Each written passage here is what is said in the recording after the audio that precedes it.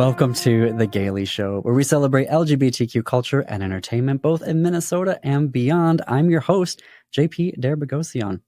We've talked about LGBTQ book bans in previous episodes, and one of the reasons why I founded the podcast, This Queer Book Saved My Life, was to share with people how LGBTQ books impact our lives. What does that look like? What does that feel like? You know, in the news, we talk about the value of literature and that we shouldn't ban books, but that's all kind of in the abstract.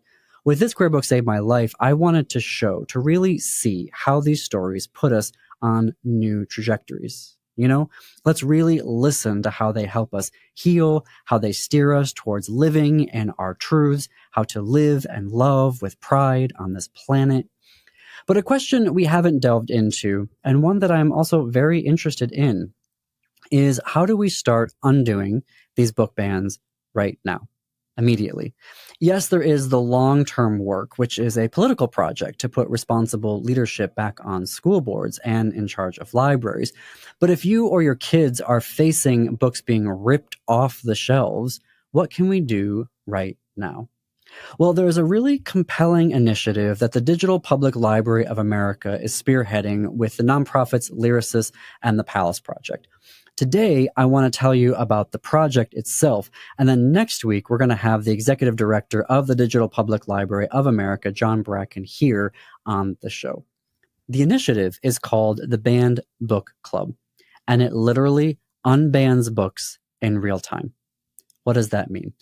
Let's say you live in a town or go to a school where anti-LGBTQ politicians have forced your library to ban a book. What the Banned Book Club does is that it gives you immediate access to it as an e-book. So you download the Palace Project app, you set up a virtual library card, and there the book is. And it's not just that book. You get access to hundreds of books. I mean, well, technically, like tens of thousands of books that are already in the public domain. How they're doing this is by using PEN America's database. PEN America is one of the main organizations tracking bans and organizing against them. Now, there are some caveats. The book already has to be published as an ebook. If the book already wasn't one, then they can't make it into one. And if the publisher hasn't licensed the book, well, then that limits access as well. But the Digital Public Library and Lyrasis are funding the book licenses themselves. This means the service is free to you. And if you know of a banned book that isn't there, you can also let them know so they can start the process to get it. There's this interactive map, so I looked up Minnesota, and as it turns out, we're not so immune to book bans ourselves. Wayzata West Middle School has a banned book. Stars School in Hastings, Minnesota has 2.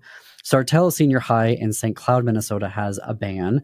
And Canby Secondary has 20 books banned. 20.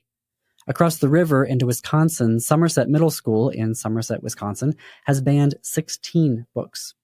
So if you go to these schools or if you have a child in these schools, you can get free access to these books as an ebook through the Banned Book Club.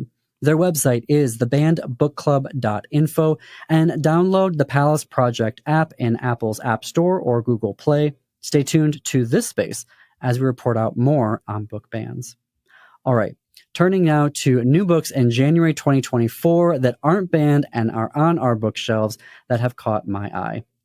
First up in fiction, How We Named the Stars by Andres and Aurorica.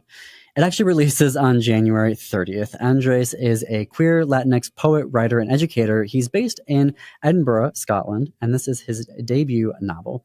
I think what's attracting me to it is how cross-cultural it is, which reflects a lot of my own experiences, and I think, though, that adds something new to the LGBTQ canon that we don't often see a lot. So our main character is Daniel de la Luna, who's a scholarship student at an elite East Coast university who's burdened by the weight of immigrant family expectations. Kids of immigrants, you know what I mean.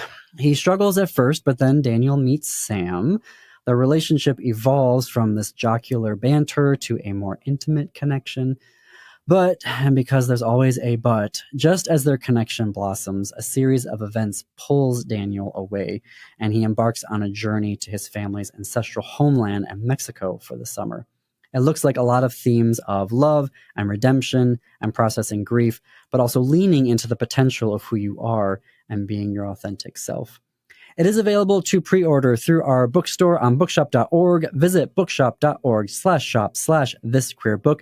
We have a section dedicated to books featured on The Gaily Show. In nonfiction, I want to highlight a new book that just came out on January 11th.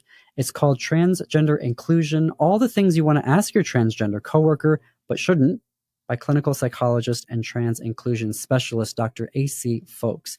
I think this one might be a good text to look into, not only for professional development or if you have a trans colleague who's just come out, but could also be used by employee resource groups or human resources staff and leadership retreats. You get the idea. Dr. Folks guides us through the experiences of trans individuals navigating the workplace, addressing the many different ways that individuals may or may not choose to transition while at work.